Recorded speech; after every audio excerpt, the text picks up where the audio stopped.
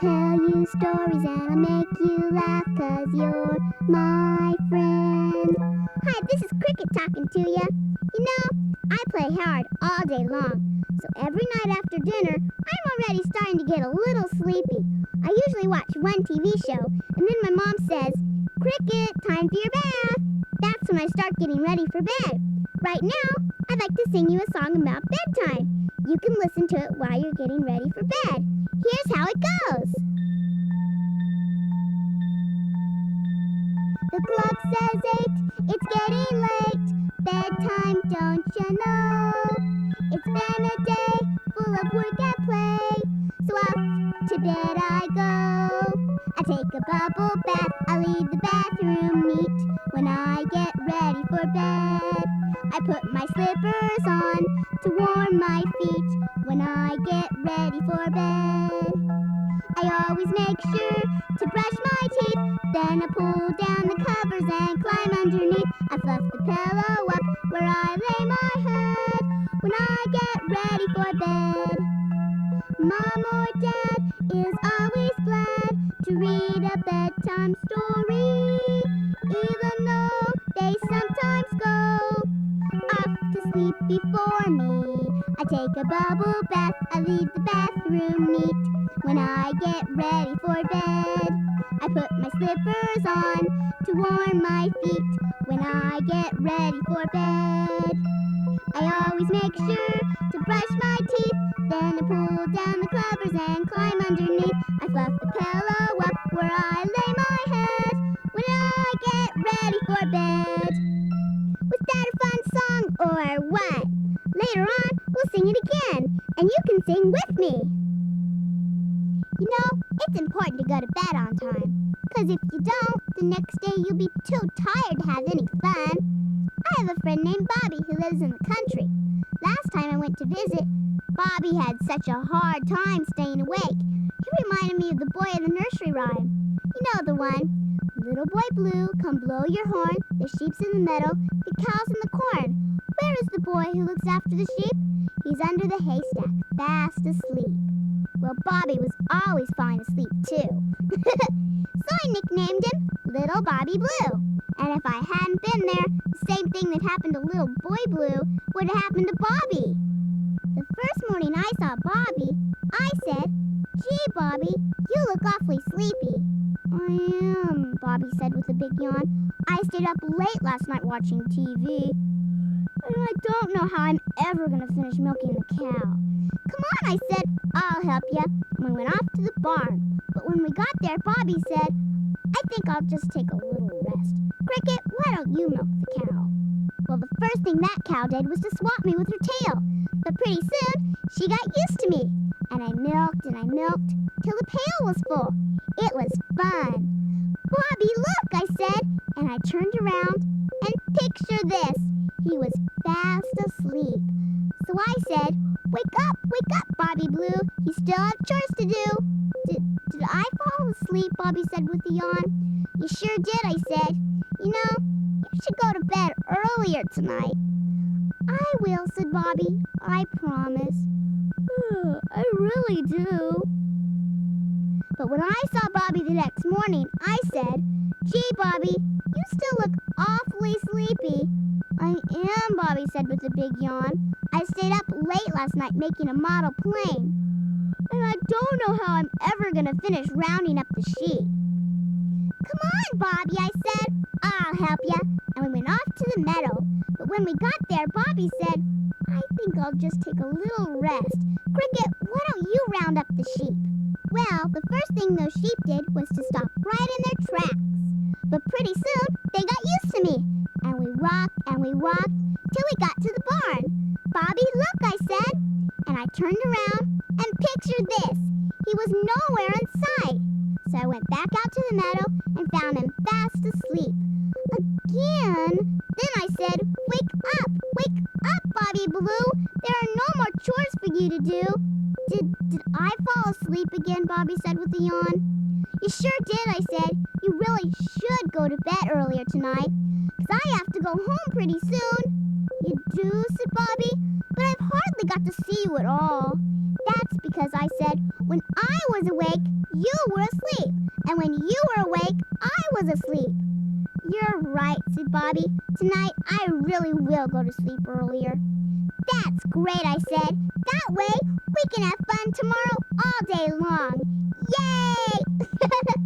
Did Bobby learn his lesson or what? One night, I was having trouble getting to sleep. So my mom said, Cricket, why don't you count sheep? That always helps me get to sleep. Well, you know what? I tried counting sheep, but it sure didn't help me. Well, I'll tell you what happened. You pretend your fingers are the sheep. Put 5 fingers up in the air, and when I say 1 went home, you put 1 of your fingers down. Here we go. 5 little sheep came out to play, merrily, merrily on their way. 1 went home to clean and sweep. Now there's only 4 little sheep. When I said 1 went home, did you put 1 of your fingers down? Now you should have 4 fingers in the air. 4 little sheep came out to play, merrily, merrily on their way. 1 went home with Little Bo Peep. Now there's only 3 little sheep. 3 little sheep came out to play, merrily, merrily on their way. 1 went home in a big red Jeep. Now there's only 2 little sheep. 2 little sheep came out to play, merrily, merrily on their way. 1 went home with a bound and a leap. Now there's only 1 little sheep. 1 little sheep came out to play, merrily, merrily on his way. He went home to get some sleep. Now I don't have any little sheep, and I'm still awake. Am I silly or what? Every night after I get in bed, and just before I fall asleep, I like to look out my window and see the stars. There are so many of them, and there's a special one called the evening star, because it's the first star to come out at night. But I call it the wishing star. Whenever I see it, I look at it real hard and say this rhyme. Starlight, star bright, first star I see tonight. I wish I may, I wish I might, have the wish I wish tonight. Then I close my eyes and make my wish. I know! Why don't you try saying the rhyme with me? Then the next time you see the wishing star, you can make a wish too. Here we go! Starlight, star bright, first star I see tonight. I wish I may, I wish I might, have the wish I wish tonight. You can make a wish no matter which star you see first, but don't tell anybody what you wish for. That's a secret between you and your star. Now that we've said our rhyme, let's sing a song about a star. I bet you've heard it. It's called Twinkle, Twinkle, Little Star. But you know, twinkle, twinkle's a lot longer than you might think. So why don't you sing along with me? And then I'll sing some new words you may not have heard before. Twinkle, twinkle, little star, how I wonder what you are. Up above the world so high, like a diamond in the sky. Twinkle, twinkle, little star, how I wonder what you are. How the traveler in the dark thanks you for your tiny spark. He could not see which way to go if you did not twinkle so. Twinkle, twinkle, little star, how I wonder what you are. In the dark blue sky you keep, and often through my curtains peep. For you never shut your eye till the sun is in the sky. Twinkle, twinkle, little star, how I wonder what you are. Have you ever gotten up in the morning and wonder if you've dreamed something or if it really happened? I know a story about a boy named Jack who did just that. Well, I tell you the story of Jack and the Beanstalk. Why don't you dress me in my sleepy time outfit? Then we'll both be ready for bed. Once upon a time, there was a little boy named Jack who loved to grow things in his garden. He loved to grow things so much. He was always trying to grow them as big as he could. Jack's garden was full of extra long carrots and big fat cabbages and humongous cantaloupes. Jack, his mother would say, what will you ever do with such a humongous cantaloupe? I'll win first prize at the fair, Jack would say. But Jack, his mother would say, I can't get my car out of the garage. Your cantaloupe is blocking the door. And so it went. Until the day Jack saw an ad in the back of an old comic book.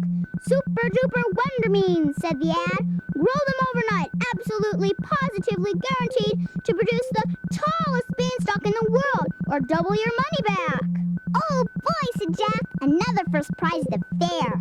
And he sent away for the beans that very day. Every afternoon for nearly a week, Jack looked in his mailbox when he got home from school. The beans didn't come on Monday, and they didn't come on Tuesday, and they didn't come on Wednesday. But on Thursday, they did come. Jack rushed out to his garden, dug a hole, watered the hole, dropped in the beans, covered them with dirt, watered the dirt, and sat down to wait. He waited till 6 o'clock, but nothing happened. "Jack," his mother called, "come and have your dinner." "In a minute, Mom," said Jack. And he waited till 7 o'clock, but nothing happened. "Jack," his mother called, "come and do your homework." "In a minute, Mom," said Jack. And he waited till 8 o'clock, but nothing happened. "Jack," his mother called, "come and get into bed." "In a minute, Mom," said Jack. And he waited, and then he fell asleep. The next thing Jack knew, he was looking at the tallest beanstalk he'd ever seen. It was so tall, he couldn't even see the top. "Oh boy," said Jack, "I gotta check this out." So Jack began climbing the beanstalk. And he climbed, and when he got to the top, he was in a whole garden full of gigantic things. The tallest corn, the hugest pumpkins, and the most gigantic giant he'd ever seen. "Fee, fi, fo, fum," said the giant. But Jack was a brave boy, and he said, "Now wait just a minute, Mr. Giant. My name is Jack, and I only wanted to take a look at your garden." Well, that stopped the giant, because no one had ever talked to him that way before. But Jack was a smart little boy, too, and he knew the giant wouldn't stop for long. So he put his shoulder to the nearest pumpkin, and he pushed, till he got it over to the beanstalk. Then, "Fee, fi, fo, fum," said the giant. "Little boy, where did you come from?"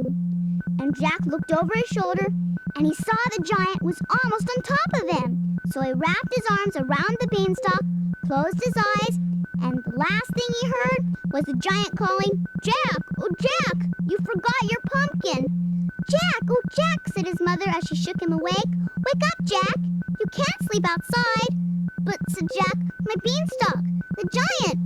"Oh, Jack," said his mother, "you must have been having a dream."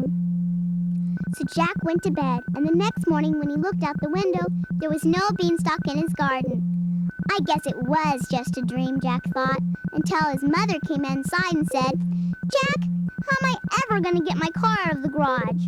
"What do you mean, Mom?" said Jack. "Now there's a gigantic pumpkin blocking the door," said his mother. And sure enough, when he went outside, what do you think he saw? You guessed it, a pumpkin as big as a house.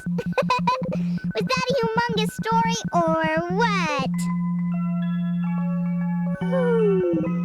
You know, I'm getting really sleepy. It must be bedtime by now. I know, I'll sing my song about going to bed while you finish getting ready. Here goes. I take a bubble bath, I leave the bathroom neat. When I get ready for bed, I put my slippers on to warm my feet. When I get ready for bed, I always make sure to brush my teeth. Then I pull down the covers and climb underneath. I fluff the pillow up where I lay my head when I get ready for bed. Did you take a bath? If you did you remember to pick up your clothes and hang up your towel? Did you put on your pajamas? Did you brush your teeth? Well then, it's bedtime. You can go to sleep now, or you can turn my tape over and listen to a bedtime story. But whatever you do, just remember, I'll be talking to ya.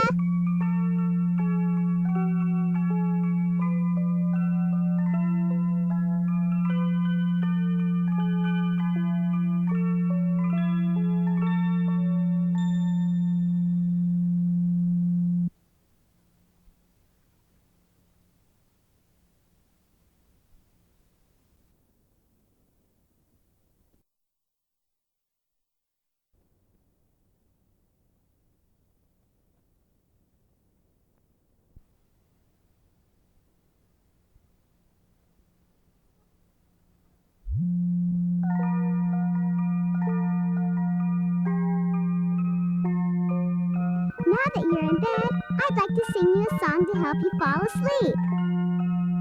Sleep, sleep, floating away to a place where dreams are found. Sleep, sleep, at the end of the day, all the world slows down. The birds in the trees, the ducks on the lake, the animals sleep, no sound do they make. Only the stars are still awake. Sleep, sleep, sleep. Sleep, sleep, there in your room with the ones you love nearby. Sleep, sleep, above you the moon is gliding across the sky. How softly it shines, what shadows it makes, while everyone sleeps until morning breaks. Only the stars are still awake. Sleep, sleep, sleep. Before I tell you a bedtime story, I want you to get really comfortable. Lie down under the covers and feel how soft and warm they are. Now let your eyes close very slowly. That's good. Now let your whole body relax. Relax your fingers and your arms. Relax your legs and your feet.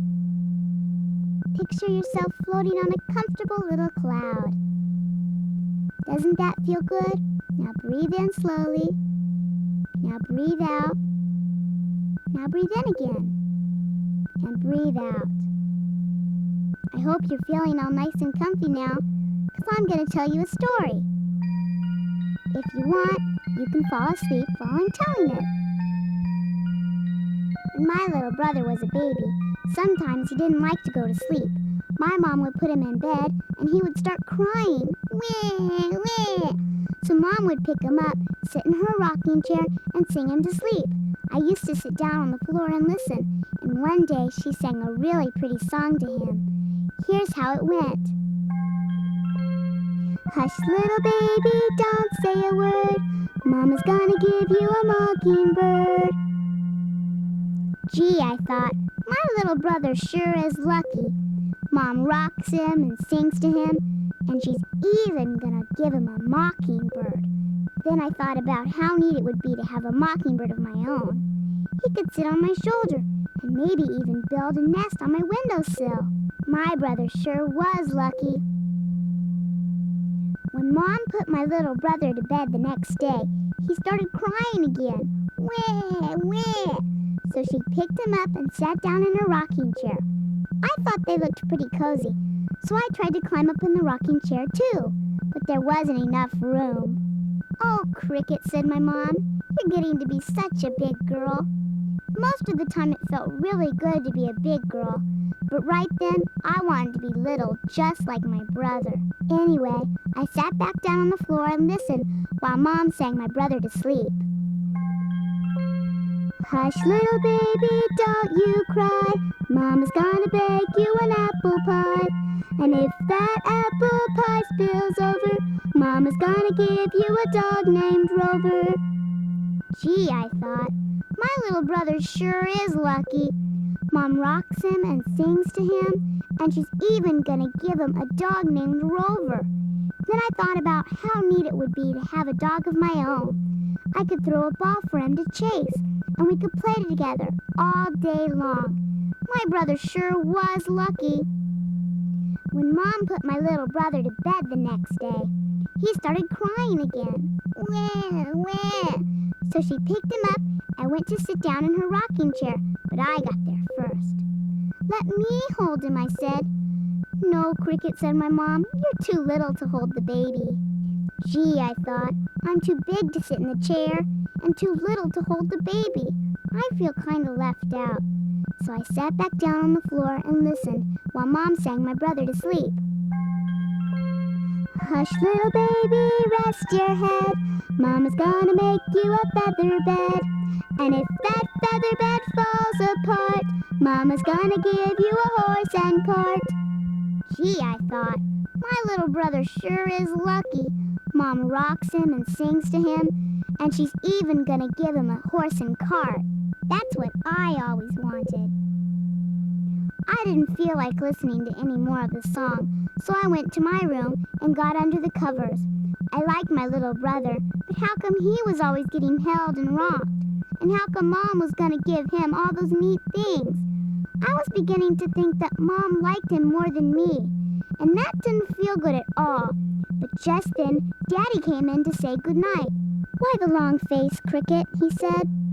So I told him about all the things Mom was going to give my little brother. Then my dad hugged me real tight and said, "It's only a lullaby, Cricket, to help the baby get to sleep. We love you even more than ever." Well, that made me feel a whole lot better. "Would you like me to sing a lullaby to you?" Daddy said. "Yes," I said, and so he did. "Hush, little baby, don't say a word. Daddy's gonna give you a mockingbird. And if that bird flies off to town, you'll still be the sweetest little girl around." Was that a sweet story or what? My little brother didn't get a mockingbird after all, but he did get a teddy bear. He sure loved that bear a lot. He slept with it and played with it and even spilled cereal on it, and he hugged it so much that after a while it didn't have any fur left at all. I know a poem about a little bear like that, and it goes like this. Fuzzy Wuzzy was a bear, Fuzzy Wuzzy had no hair. Fuzzy Wuzzy wasn't very fuzzy, was he? Is that fuzzy? I mean funny or what? You know, one time I decided I was tired of sleeping in my same old bed every night. I wonder what other kind of places there were to sleep. So this is what I did. I went to a bird, and here's what I said. "Where do you sleep, and what kind of bed?" She showed me her nest up in a tree, but it was way too high for me. I went to a dog, and here's what I said. "Where do you sleep, and what kind of bed?" He showed me his house out in the yard, but I thought his mattress a little too hard. I went to a cow, and here's what I said. "Where do you sleep, and what kind of bed?" She showed me the barn with sweet-smelling hay, but it was too cold. Thanks anyway. I went to a bear and a fish and a cat. Their beds were too big or too wet or too flat. No nest or cave or barn for me. My own soft bed is where I should be. Sleep, sleep, floating away to a place where dreams are found. Sleep, sleep, at the end of the day all the world slows down. The birds in the trees, the ducks on the lake, the animals sleep, no sound do they make. Only the stars are still awake. Sleep, sleep, sleep. Once upon a time in a far-off land, there lived a beautiful young princess who was not quite 16. Her father, the king, loved his daughter so much that one day he said, "Next week is your birthday, my dear, and you may have whatever you wish." "Oh, thank you," said the princess to her father. "What I wish for is to be all grown up." "But you shall be grown up for such a long time," said the king. "Why not remain a girl for just a little longer?" "Well then," said the princess to her father, "what I wish for is to be a young lady. That's halfway between a girl and a grown-up." "Then a young lady you shall become," said the king, and he began to plan a wonderful ball for her birthday. He invited all the neighboring kings and queens and princes and princesses, and all the local fairies too. 'Cause even the king knew that without fairies there would be no magic, and everybody knows that a birthday is the most magical day of the year. Soon the big day came, and the palace filled with guests from far and wide. When the ball began, the princess danced with all the neighboring princes. But there was one prince who was her favorite, and she danced with him the most. Of course, he was tall and dark and handsome and brave and courteous and kind and sincere and charming too. But above all else, he was true, which means he always told the truth. Then suddenly the fairies arrived. The fairies are here, everyone said. Make way for the fairies. And into the room flew two of the princess's favorite fairies, Marigold and Daffodil. They were both dressed in shimmery gowns of gold, with golden sparkles in their hair and golden slippers on their toes. "Happy birthday, princess," the two fairies sang. "We've brought you magical gifts on this most magical day." Then Marigold came forward. "What have you brought for me?" said the princess to Marigold. And Marigold said, "I have brought you the gift of wisdom, for without wisdom, a little girl can never become a young lady." Then Marigold gave the princess a beautiful book, in which was written all the things there were to know. And the princess said, "Oh, thank you so very much for your gift of wisdom." Then Daffodil came forward. "What have you brought for me?" said the princess to Daffodil. And Daffodil said, "I have brought you the gift of caring, for without caring, a little girl can never become a young lady." Then Daffodil gave the princess a beautiful necklace with a locket in the shape of a heart. And the princess said, "Oh, thank you so very much for your gift of caring." Then the king came forward and said, "Thank you, good fairies, for your kind gifts. But where is Peach Blossom, my daughter's most favorite fairy?" "She is late," said the fairies, "but do not fear. Before the stroke of midnight, Peach Blossom will appear." And everybody cheered. Then the band began to play again, and the princess danced once more with her favorite prince. But because he must always speak what is true, the prince soon said, "I must leave you now, dear princess, to seek my fortune in far-off lands. But I promise we shall marry when I return." Then the prince gave the princess a kiss on her cheek and said, "Someday I will kiss you again." And then he was gone. And then, who should appear but the fairy Peach Blossom? "Peach Blossom is here," everyone said. Make way for Peach Blossom." Then Peach Blossom came forward. "And what have you brought for me?" said the princess to Peach Blossom. And Peach Blossom said, "I have brought you the gift of happiness. For without happiness, a little girl can never become a young lady." Before Peach Blossom could bestow her gift, the clock struck 12. The princess sighed, her eyelids fluttered, and she fell down on the floor in a deep sleep. "Oh no," cried Peach Blossom, "I'm too late after all. For as everyone knows, if midnight interrupts a fairy spell, then her magic will be turned inside out. Now my gift of happiness has become an endless sleep." "But there must be something we can do," cried the king. "No, nothing," said Peach Blossom. "Only the kiss of her one true love can awaken her now." Soon the news of the Sleeping Beauty spread, and princes came from far and wide to see if they were her true love. But of course, not one of them was. Then one day, after 3 years had passed, there came to the palace door a beggar dressed in rags. "What do you wish?" said the king to the beggar. And the beggar said, "I wish to kiss the Sleeping Beauty." "What? You?" said the king. "How can you possibly be her one true love?" "Because I always speak the truth," said the beggar. "Guards, take him away," said the king. But Peach Blossom had heard the beggar's words, and she said, "Let him stay, O king. Let the truthful beggar have his wish." So the king led the beggar to his daughter, and the beggar knelt down beside Sleeping Beauty and kissed her gently on the cheek.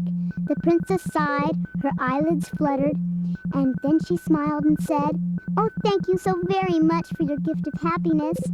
Then the king cried for joy, and Peach Blossom was so delighted she danced on the ceiling. And as for Sleeping Beauty, who was still beautiful but sleepy no more, she married her prince, and they both lived happily ever after. Sweet dreams, nighty-night. See you in the morning. I'll be talking to ya.